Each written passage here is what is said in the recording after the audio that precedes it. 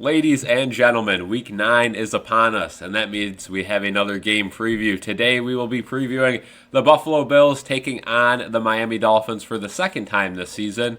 This week's game will be in Buffalo, Sunday 1 o'clock home game, so we can all celebrate that. I know we always craved primetime games, and now that we have so many primetime games, a lot of us miss the Sunday at 1 o'clock game. So their last matchup came on Thursday Night Football earlier in the season in Miami.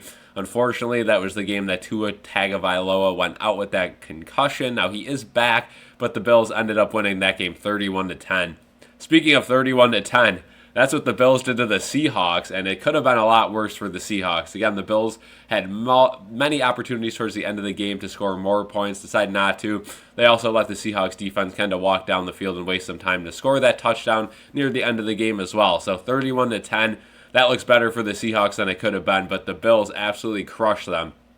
Again, Josh Allen, 238 yards through the air, 2 touchdowns. Again, didn't have to be Superman this game, but, still looked very good. The one gripe about Josh Allen is he threw his first interception of the season.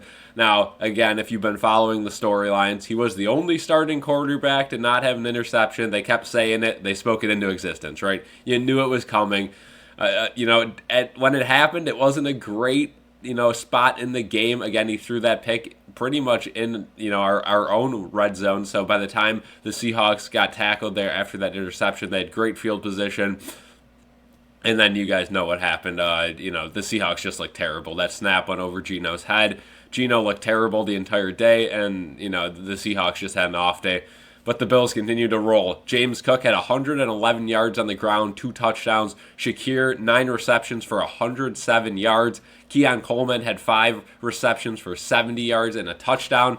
Kincaid had a touchdown. Both Kincaid and Dawson Knox looked really good on National Tight Ends Day. This was kind of the first game all season that both of them got going in the same game. So that's great to see. That needs to happen if the Bills have any Super Bowl aspirations this year. Again, you got 2 very talented tight ends on this team.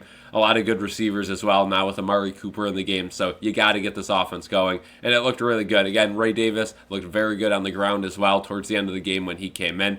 As far as the defense goes, Austin Johnson gets a pick. That's just kind of an LMAO moment, right? That just shows you the type of day it was going for the Seahawks.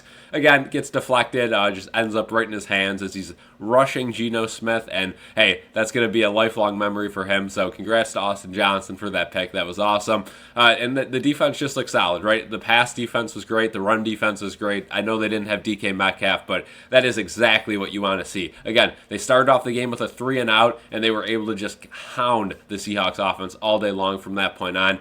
Just a great performance from the defense. And special teams, Tyler Bass remains perfect. The last couple of weeks, Tyler Bass, he hasn't really had a deep field goal to hit in the last couple of weeks. But again, with his job on the line, the pressure is on, and he has looked good so far the last couple of weeks. So hopefully this can kind of help his confidence go forward, and hopefully Tyler Bass can get that deep range kick going again that we drafted him for, because again, if Tyler Bass cannot kick the deep ones, he has to go. Again, it's going to be very hard to cut him this year, but he's hitting the chip shots, and that's what we need so far. So, again, no complaints from Tyler Bass.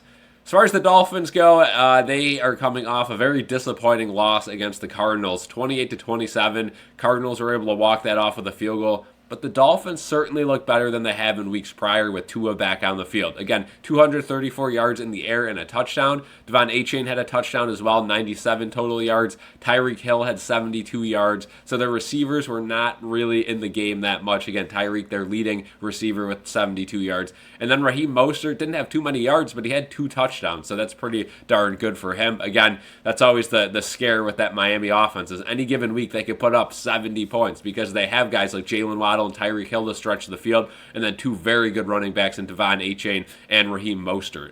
Jason Sanders, again, he was perfect last week as well for the Dolphins, so 2 pretty hot kickers going at it.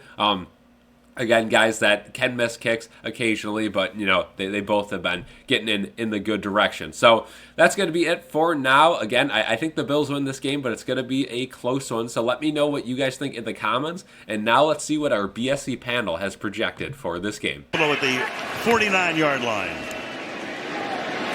On the ground, breaking tackles, James Cook inside the 20. inside the 5, somersaults for the touchdown. Whoa! Call it 49 yards.